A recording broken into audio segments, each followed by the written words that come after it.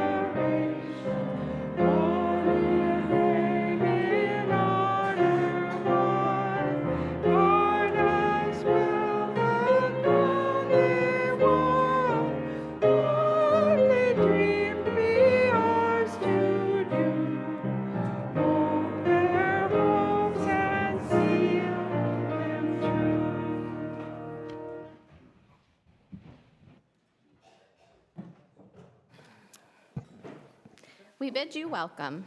In this community of radical inclusion, we make space for what you believe and what you love. Your whole self is welcome here. In this community of open-hearted inclusion for all people, we do not expect you to think a certain way or restrict yourself to one set of beliefs. We only ask that you try to live a kindly, helpful life with the dignity proper to a human being. Welcome all who believe that religion is wider than any sect and deeper than any set of opinions. Welcome all who might find in our friendship strength and encouragement for daily living. We are so grateful that you are here.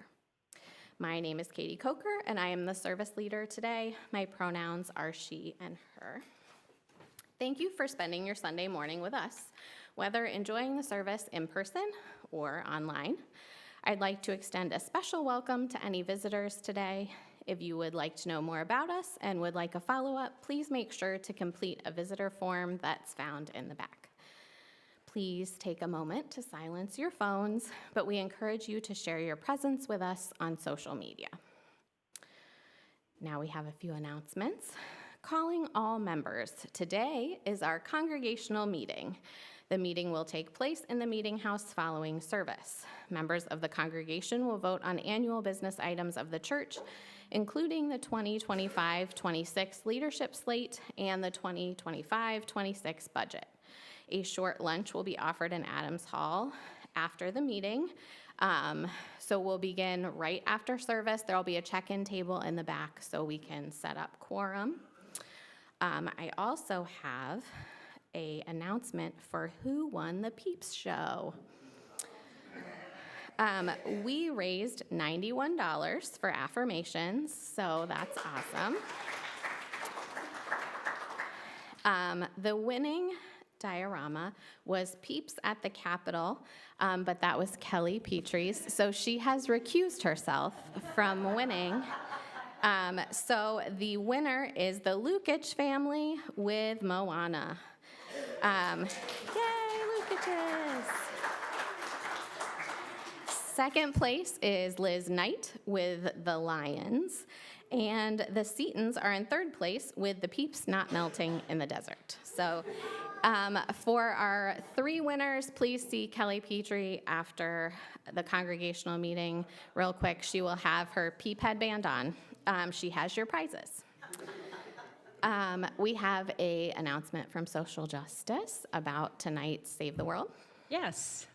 Tonight, being the 3rd Sunday, we will be having Save the World in Adams Hall at 7. Thank you. Thank you, Barb.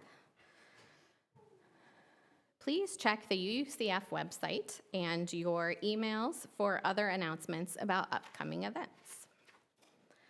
All right, now we have our chalice lighting. All of Us Are Beautiful by Thomas Rhodes.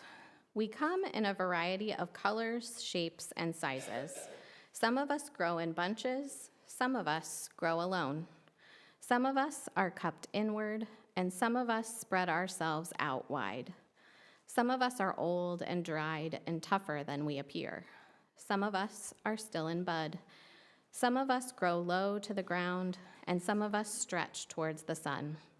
Some of us feel like weeds sometimes. Some of us carry seeds sometimes. Some of us are prickly sometimes. Some of us smell, and all of us are beautiful. What a bouquet of people we are. Let us light our chalice today in the hope of love, the joy of beauty, and our desire for a new world that makes space for us all. Please join me in reciting our UUCF mission statement. We seek answers everywhere, include everyone, and live with compassion. Now we have Argo with our message for all ages.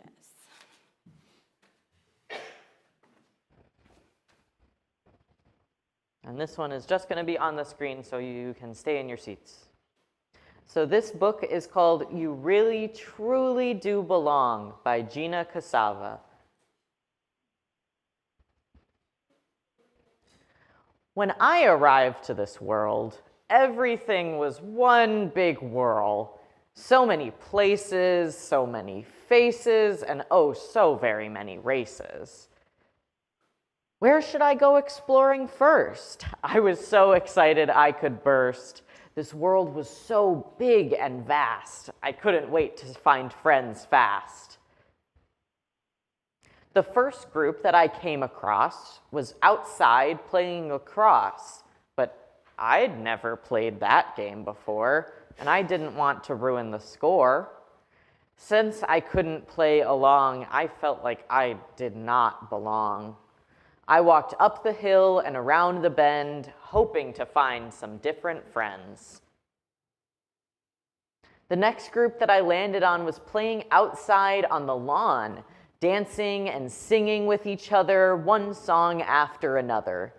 I couldn't dance or sing a song, another place I didn't belong. So I continued on my way, hoping I'd find a place to play.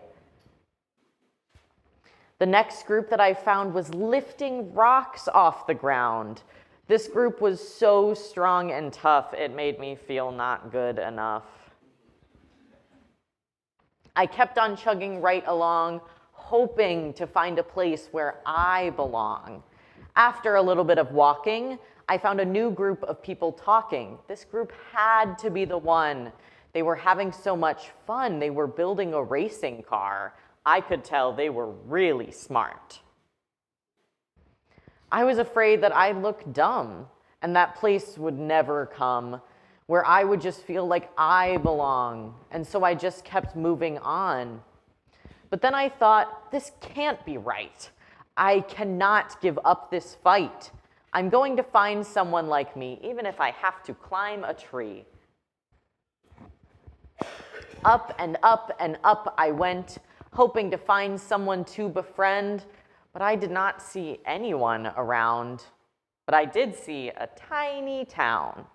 I ran and ran to the town square, hoping to find people there. There was not a single person in sight. Things were not looking bright. I released a great big sigh and tried really hard not to cry. I closed my eyes and made a wish. At this point, I would have taken a fish.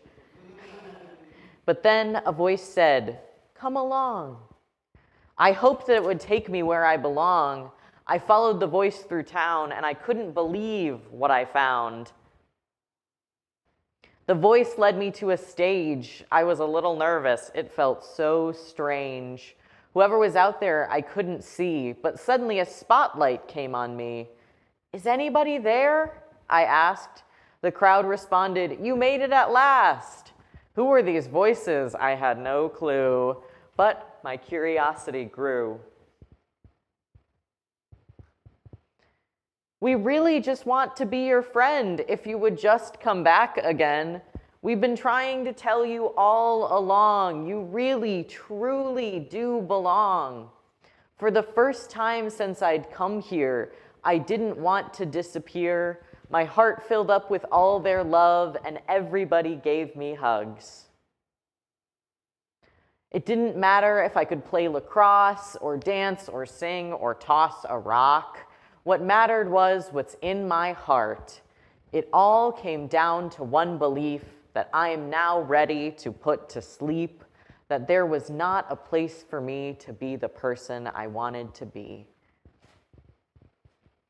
The new belief for which I've longed is that I really, truly do belong." And that was "You Really, Truly Do Belong." Please join in singing our children out by singing number 414 as we leave this friendly place. If you have a rainbow arch.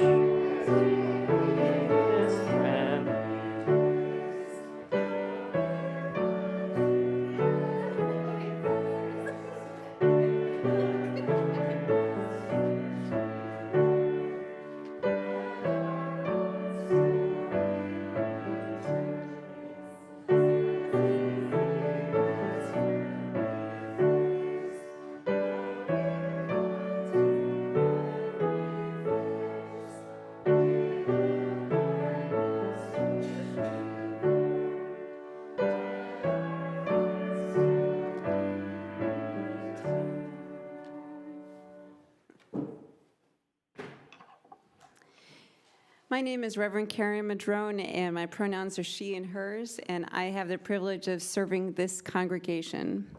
Today, in honor of our annual meeting, then we are doing a long-term member recognition, or member recognition, depending on how long you've been with us. Membership in UU congregations is a joy and a privilege. Members make commitments to this spiritual community, this very specific one. You commit to regular participation, leadership, and financial support. Becoming a member says to themselves, because it's an internal commitment first, and then to others, I am throwing my lot in with these people. I believe in the importance of having a liberal religious home in this area for now, yes, and into the future. Members commit to being in relationship, listening, supporting, and growing. We make mistakes, we acknowledge our mistakes, and we commit to building new ways together. You are long-haul people who voluntarily choose this spiritual home of love and commitment. It truly is a special act to choose to be a part of this congregation. Some of you have joined within this past year. Others have joined with the last 5, 10, 20 years, or even longer. Please bring to mind that moment when you yourself signed our membership book.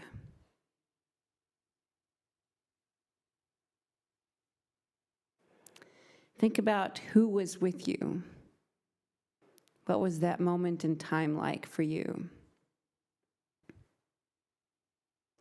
Who was standing there?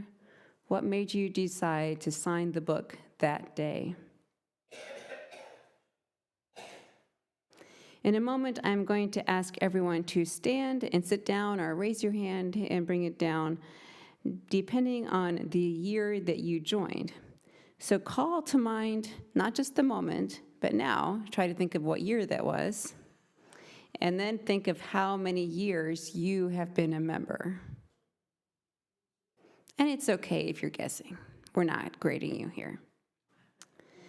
Do you have that number in mind? Think on yourself, how many years have you been a member? When your decade is called or the time is called, then you'll sit down, and if you are not sure, just make a guess. But stand up if you have been a member for less than 5 years. Yay! Thank you. You may now sit. 5 to 10 years. Yay! Thank you. 10 to 20 years. Yay! Thank you. 20 to 30 years. Wow, look at that.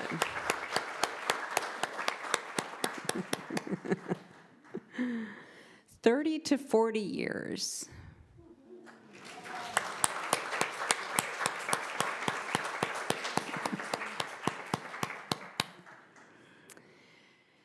Yeah. 40 to 50 years. Woohoo.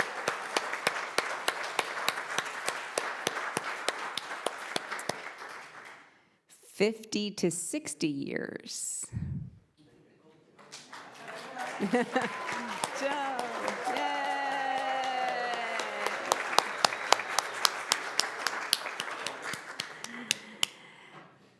I think that Joan is our longest member who is here today. Yes? Anybody beyond 60 years? I don't think so. Yes, Barb Windsor and George Rourke. I'm sorry? Oh, George Rourke is downstairs, always to work. Yes, he's working. So let's, yes.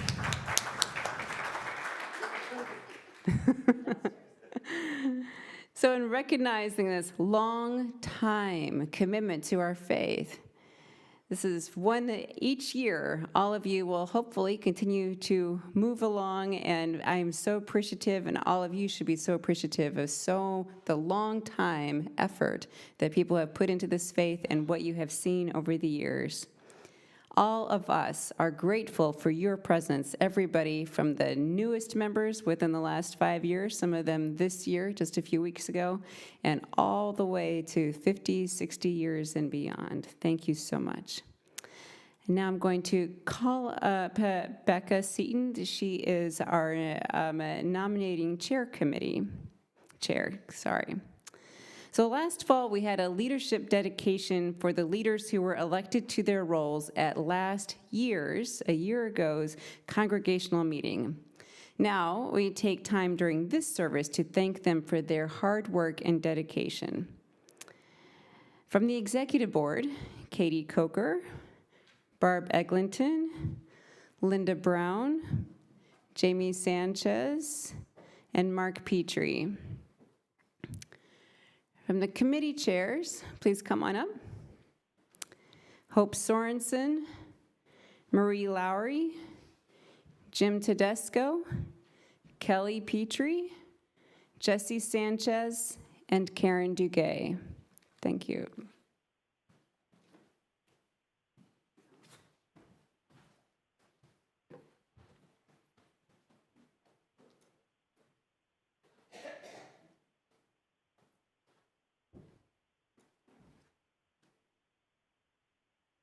These are the people this congregation called to serve UUCF last year. Will the congregation please join in thanking this year's elected leaders?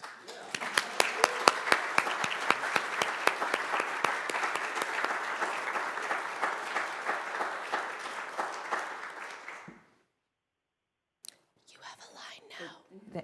Actually, they don't. Oh, they don't. Yes. And so just say, "We thank you." Okay. Say we thank you.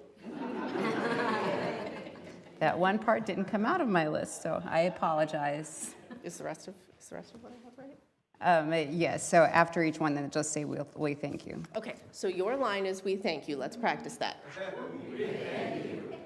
Cool. Okay. Sorry, my Google Doc is not the same as yours. Yes, Okay. it didn't. Members of the executive board, you were charged with keeping sight of the big picture, holding UUCF's vision, honoring our past, and guiding us toward our future. Thank you for all the hard work you did this year.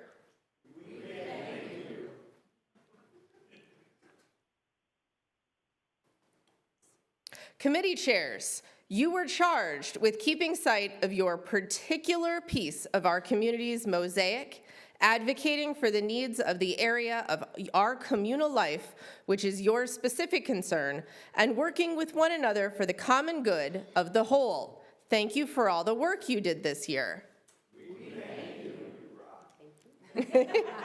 You do rock. There is a cycle to life. Everything has a beginning, a middle, and an end. This is true of life, it is true of communities, and yes, it is true even of leadership positions. We would now like to honor Linda Brown for serving as Vice President of Administration for 4 years. Thank you. James Sanchez for serving as Corporate Secretary for the last 2 years. In the back, currently doing AV. We thank you. And Hope Sorensen for serving as the Chair of the Membership Committee. Let's give her a round of applause even though she's not here. Let us honor this cycle of leadership transition with a shared litany. Members of the congregation, your line is, "For this we thank you." So let's try, well, we've done that. We're good. Linda, James, and Hope, you have served UUCF well, and We thank you. at the end of June, each of you will complete your service in these leadership roles. You have been thoughtful leaders and stewards of this congregation. We thank you. You have attended endless meetings, written countless emails, and engaged with members and friends of this community. You have brought a spirit of dedication, love,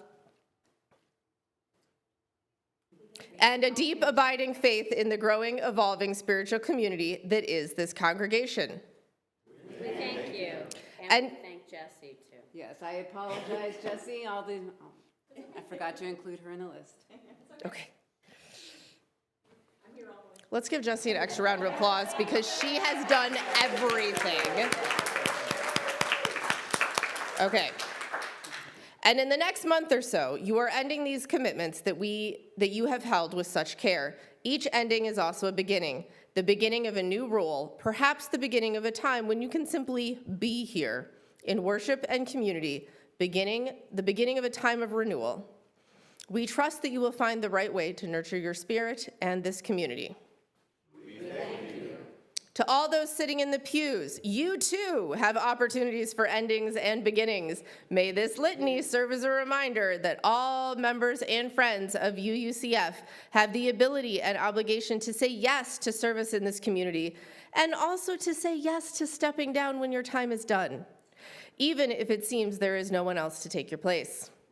May each of you here accept an invitation to say yes to a new opportunity for service, yes to a new opportunity to nurture your spirit, and perhaps yes to the ending of your own.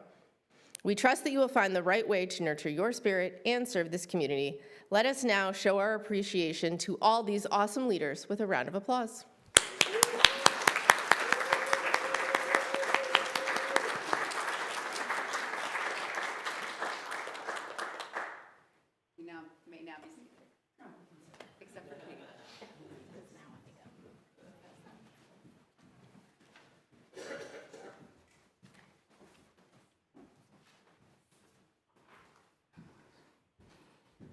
We make space every Sunday for authentic and vulnerable sharing, which helps to build this congregation into beloved community. We invite you to share what's going on in your life, to name your feelings and the people on your heart in need of prayer, good energy, best wishes, and other help. We invite you to get into your body and investigate what emotions you're experiencing, to share them as you feel called so we can help one another hold our joys, our grief, and our in-between feelings. You are welcome to come pick up a stone or stones from the table, infuse or charge it with your joy or sorrow, and place it in the singing bowl where its energy will ripple out to be held by all of us. If you'd like to verbally share something important on your heart, please come up and speak directly into the microphone. If you have submitted a joy or sorrow via text, it will not be read aloud by me because I don't have a thing. So if you texted, please come talk. All are welcome to participate in any of these ways.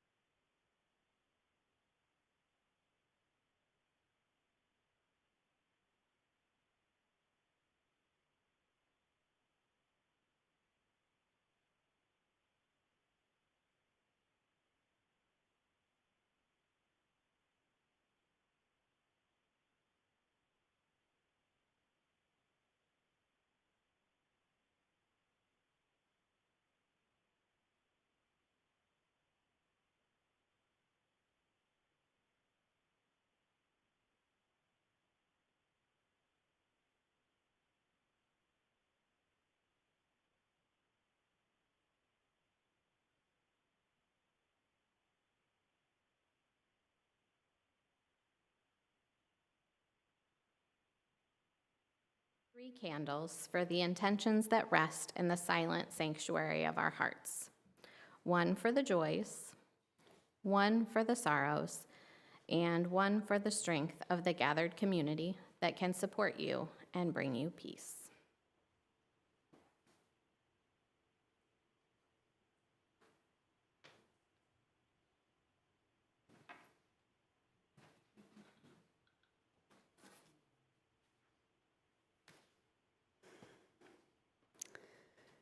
Let us take all these spoken and unspoken joys and sorrows into our hearts. Feel your presence here in this space. Bring your attention, energy right here, and try to calm down anything you might be worried about, any stressors from outside, and bring your attention into this moment together. Let us hold a moment of silence together.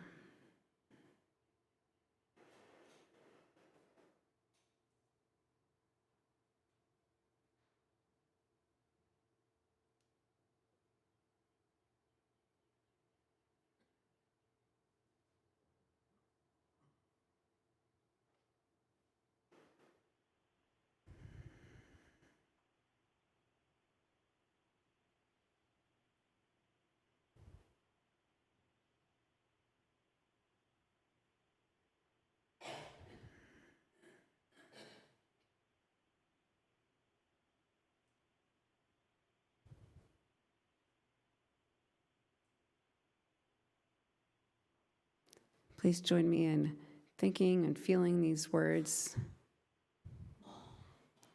Going back to the very beginning days of founding of this congregation, going back a long time ago with the founding of the American Unitarian Association and the merger of the Unitarians and Universalists, we have a long history.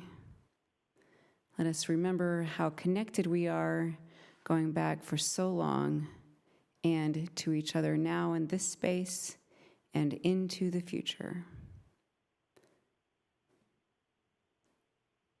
Let us feel the joy and love of this community and the commitment that it takes to stay in relationship no matter what, the ties that bind, that are woven fine of both joys and sorrows.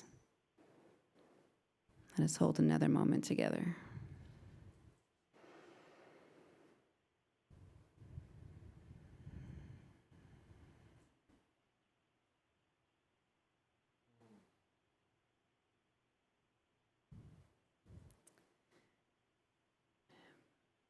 From your seats, we will sing the song number 123 from your gray hymnal, Spirit of Life.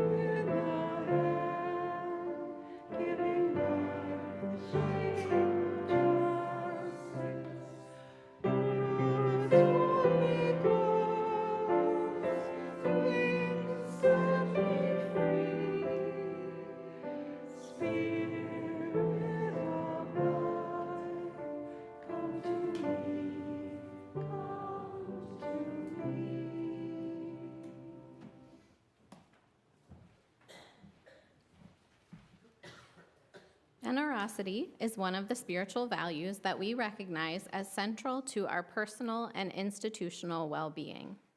You are now invited to participate in the blessing of giving as the ushers come among you to accept the gifts of our congregation.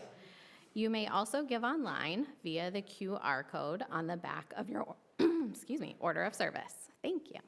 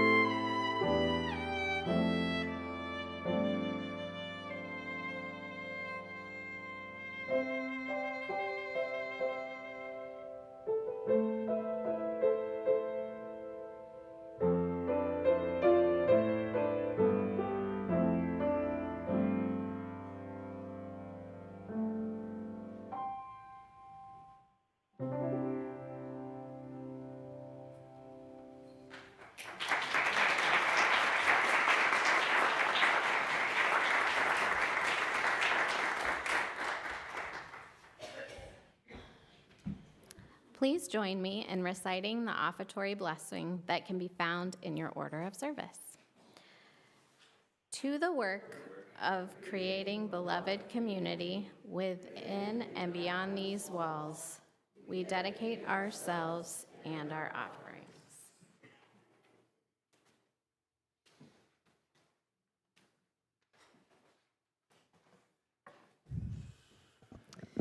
You know, almost everything we do in Unitarian Universalism is focused on how do we make space for more people. That is like almost the constant theme in everything we talk about. How do we make more space? And I believe that this ritual is one that I fell in love with many, many, many years ago. And I am very proud of this ritual because it reflects that desire for diversity in making space. Those of us who are what I call refugees from other faith traditions, and people who've grown up trying to shed anything about any kind of religion or think that somehow it's bad, but they still find themselves here. Sometimes they think that rituals are not necessary, like we've dropped anything that may look like religion, so we don't need rituals anymore. But I'm telling you, you do rituals every day. Tell me about your morning coffee, right? All the little things people we send a text message to just to check in. We do ordinary rituals all of the time without calling them that. But this is one of the rituals that I believe it ties us together in our congregations, as individual congregations, and as our larger faith movement. In a minute, I'm going to tell you about some of the history of this, and that this is one thing that we do have in common with our larger UU movement. Many congregations do this at different times. It's not a specific day, but it's something that reflects us as a whole and part of our history. This flower ceremony has adapted and changed based on the geographic location of the congregation. At my home church in North Carolina, we had this flower ceremony every year on Easter. And so I tell you a lot about stories that we make up. So the story I made up was that congregations did this on Easter because I had a sample of one, and I believed that that was how we did it. And then I moved to New York, and I discovered that they have theirs later because flowers aren't in bloom in New York at Easter time. And so I learned that it's all about where it is, and congregations that are in Arizona or other desert states adapted in different ways because there aren't the same flowers that are available. We adapt to the geography of the place, and yet we still have the ritual. In researching the history of this ritual, I learned that in Prague, Czechoslovakia, where this ritual began and continues, this ritual takes place the first Sunday in June, and they have stuck with that for a very long time.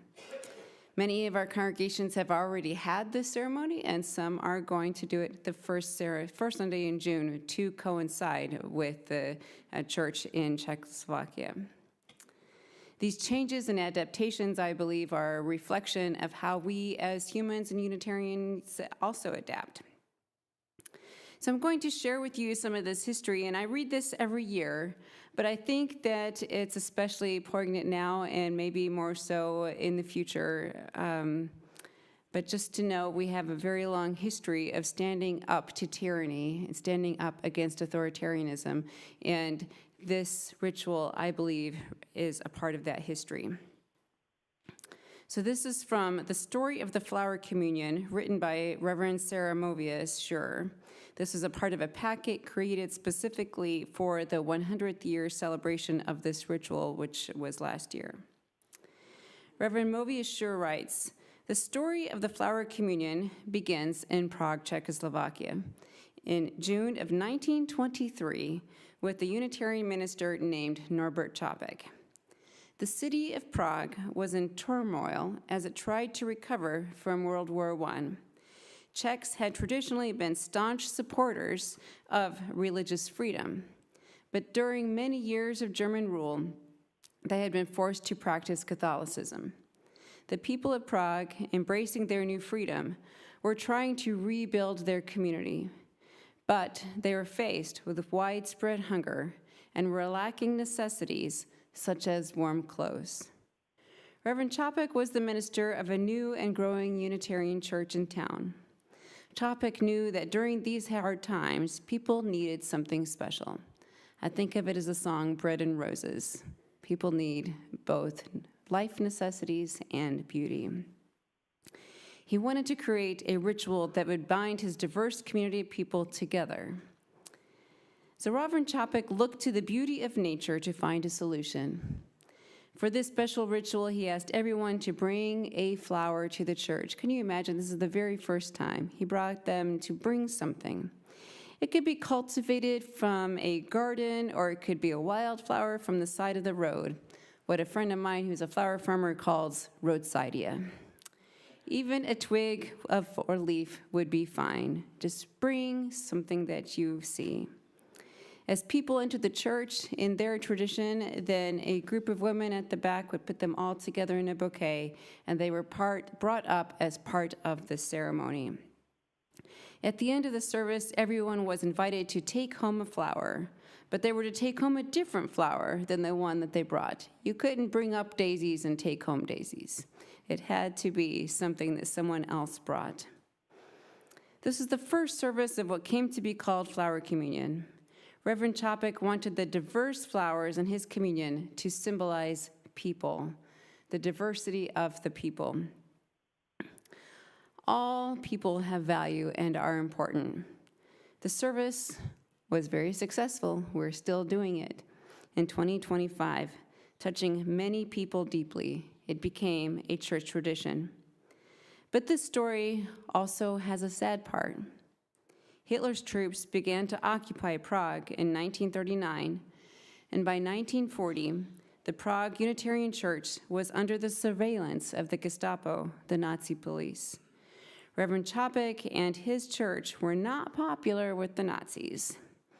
Nazi court records state that Čapek was, quote, too dangerous to the Reich for him to be allowed to live. In 1942, Norbert Čapek was taken to the Dachau concentration camp and died in the gas chambers. UUs, like so many other religious groups, have religious martyrs who died for this faith. We count Čapek as one of our heroes, not because he died, but because he was willing to stand up for what was right and true, even if it meant he would be killed for doing so. Čapek shows us an example of courage to speak the truth of love, even when faced with the threat of death. Čapek's Flower Communion service has made a permanent difference in our faith. In 1939, Maya Čapek, Norbert Čapek's wife and a minister herself, brought the Flower Communion service to the United States at the First Unitarian, Brooklyn, to be exact. It has been celebrated in Unitarian and now Unitarian Universalist churches all over the continent ever since. Norbert Čapek may have died, but his touching ritual and his strong belief in affirming and celebrating the importance of everyone lives on. Today, Čapek's message lives on in this very service as we celebrate our Flower Communion this morning. Let us take a moment to pause together and reflect on the beginning of this ritual and what it might mean for you.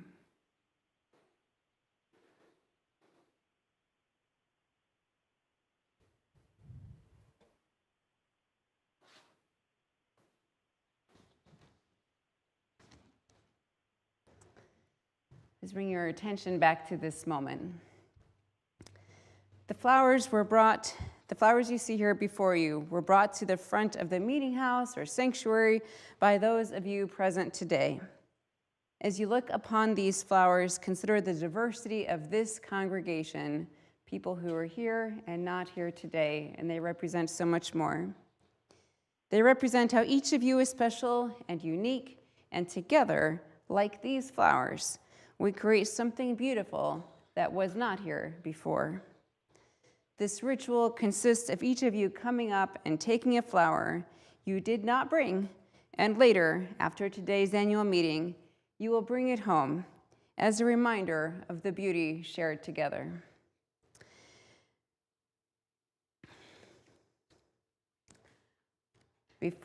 When Diana begins playing, then our ushers will direct everybody from the back row going forward, and then you will circle back around to your row.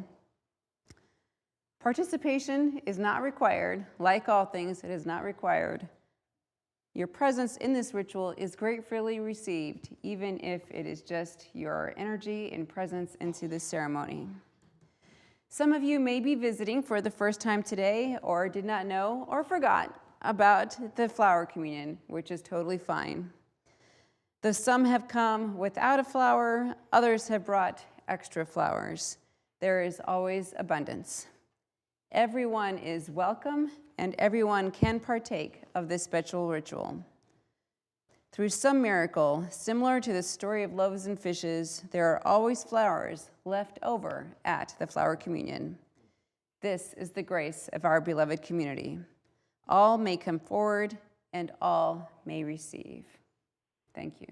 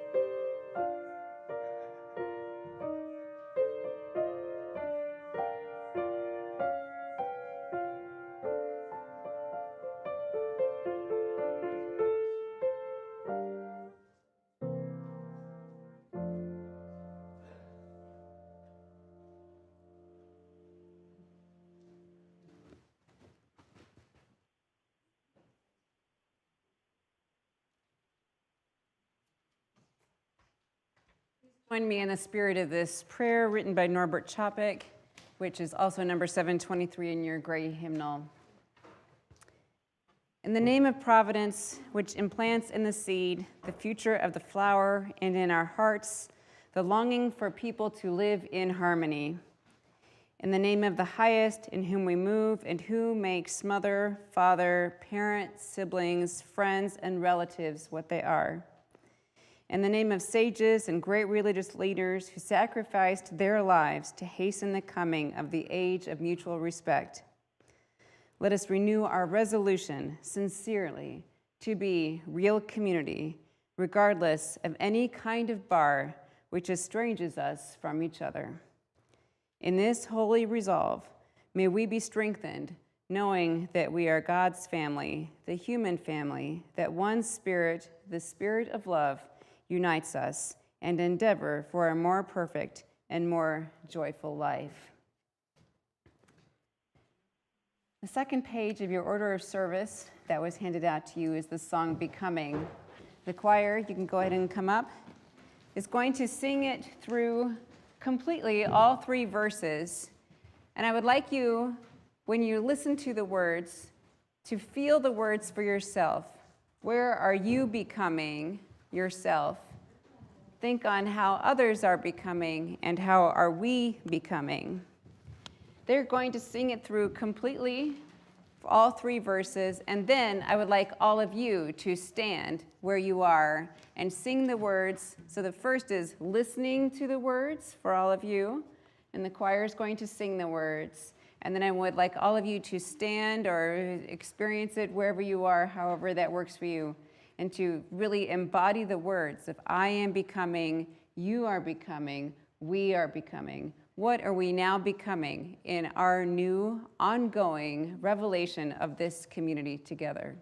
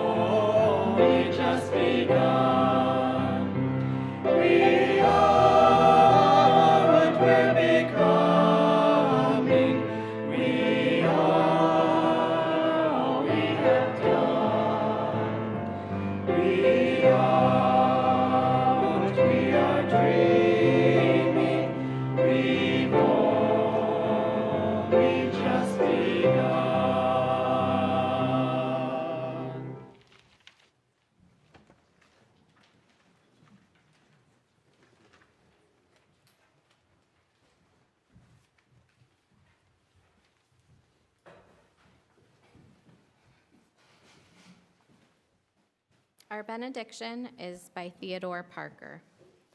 Be ours a religion which, like sunshine, goes everywhere. Its temple, all space. Its shrine, the good heart. Its creed, all truth. Its ritual, works of love. Its profession of faith, divine living. Let us continue to grow and learn together.